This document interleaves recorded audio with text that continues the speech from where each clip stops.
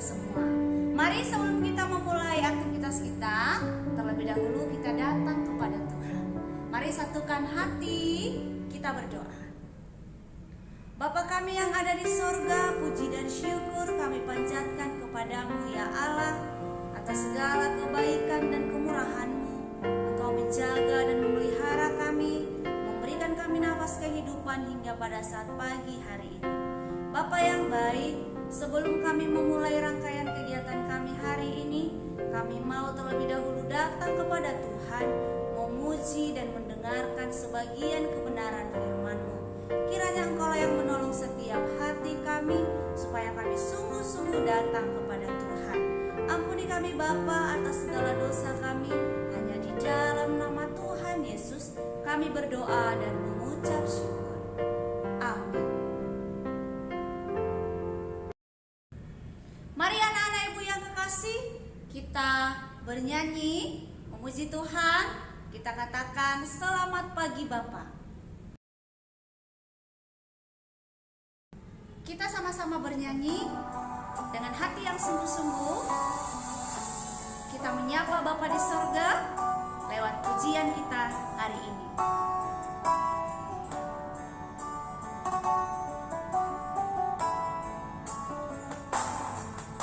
Selamat pagi Bapa, selamat pagi Yesus, selamat pagi Roh Kudus.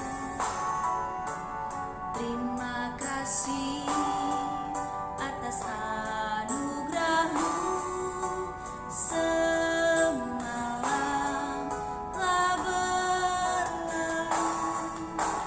Ku memuji, ku bersyukur, memuliakan nama-Mu. Allah Bapa, Putra Roh Kudus, terima kasih.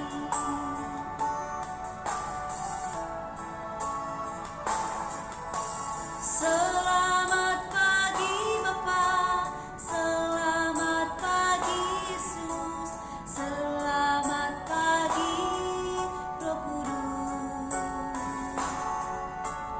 Terima kasih atas anugerah-Mu, semalam telah berlalu. Ku memuji, ku bersyukur, memuliakan nama-Mu. Allah Bapa, Putra Roh Kudus, terima kasih.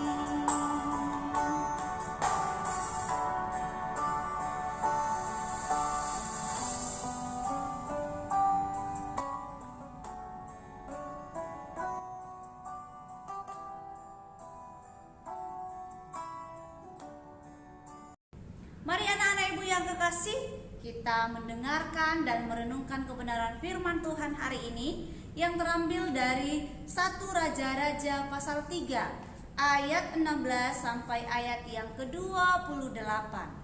Ibu akan membaca di ayat yang ke-24 sampai ayat yang ke-28. Anak-anak ibu boleh mengikuti pembacaan firman Tuhan. Sesudah itu raja berkata, "Ambillah aku pedang." Lalu dibawahlah pedang ke depan raja.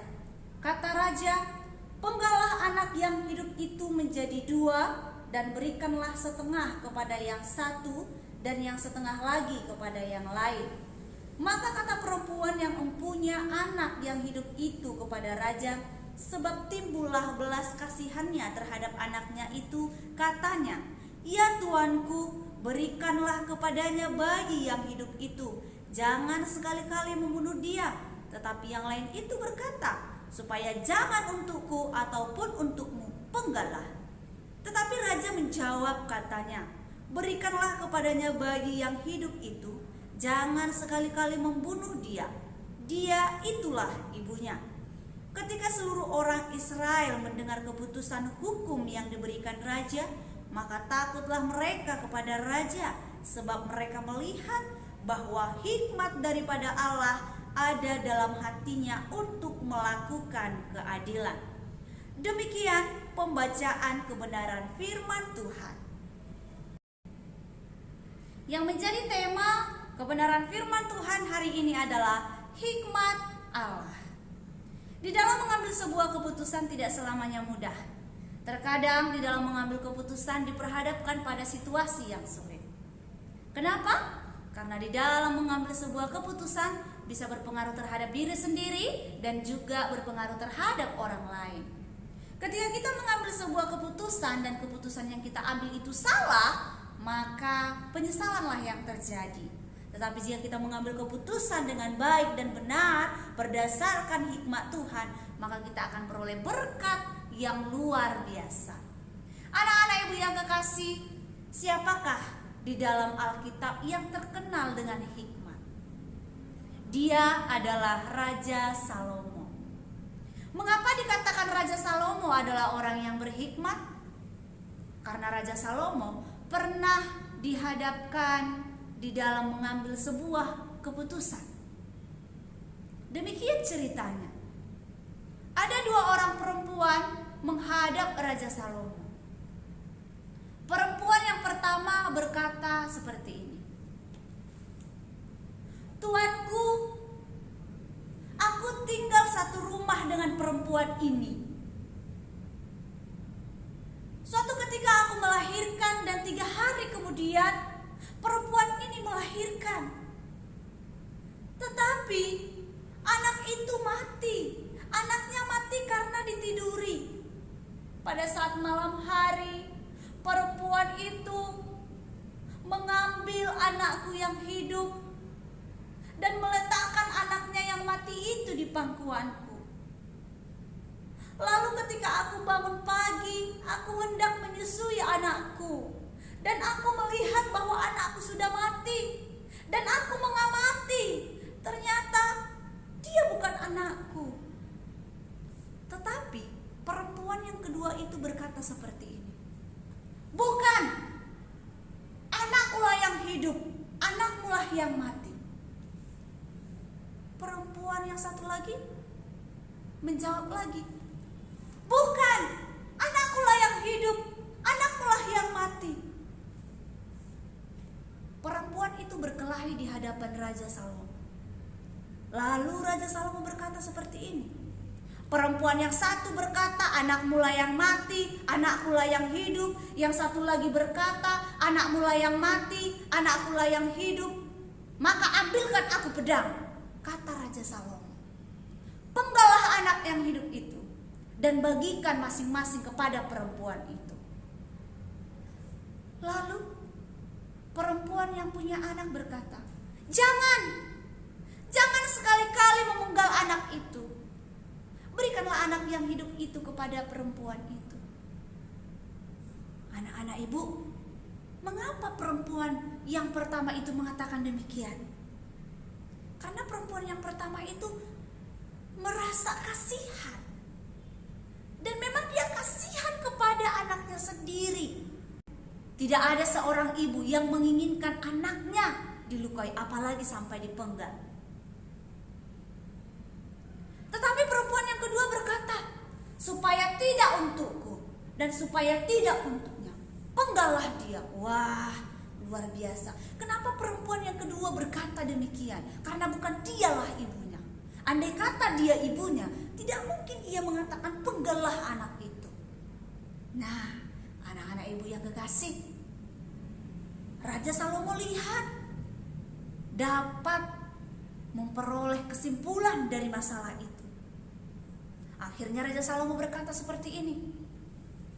Berikanlah bayi yang hidup itu kepada ibunya.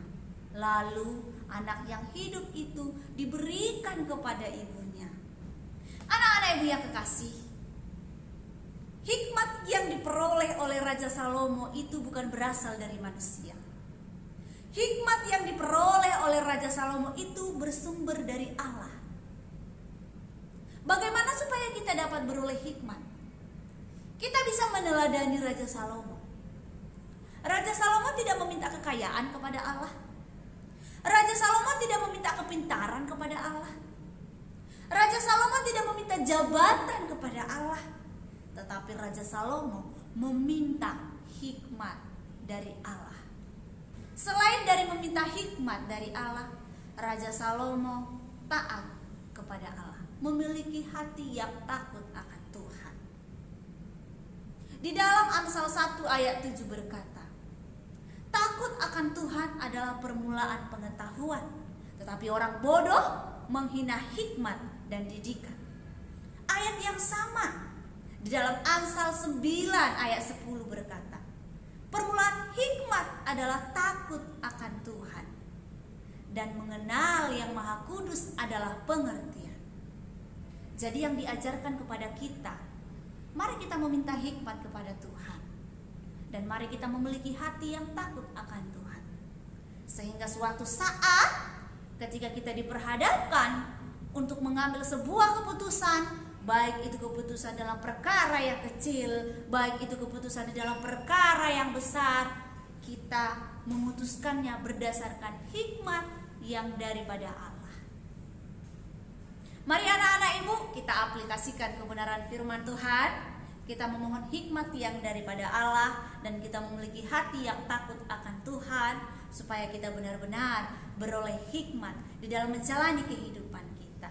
Kiranya Tuhan yang menolong kita. Amin. Untuk kebenaran firman Tuhan, mari kita bersatu di dalam doa.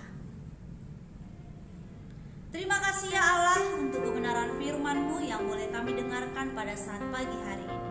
Sungguh kami bersyukur Engkau telah mengajarkan kami, mengingatkan kami kembali bagaimana supaya kami dapat memperoleh hikmat yang daripada Allah. Kami memohon ya Tuhan, kiranya Engkau menganugerahkan kepada kami hikmat dan pengertian yang daripada-Mu, dan biarlah kami menjadi anak-anak yang takut akan Tuhan, yang taat melakukan kebenaran firman-Mu, sehingga kemanapun kami melangkah, sekalipun kami masih kecil, di dalam mengambil setiap keputusan, kami disertai dengan hikmat yang daripada Allah. Bapa yang baik, kami akan melanjutkan aktivitas kami. Kiranya Engkau yang menolong kami, yang memberkati kami, agar kami sungguh-sungguh melakukan aktivitas kami untuk kemuliaan nama Tuhan.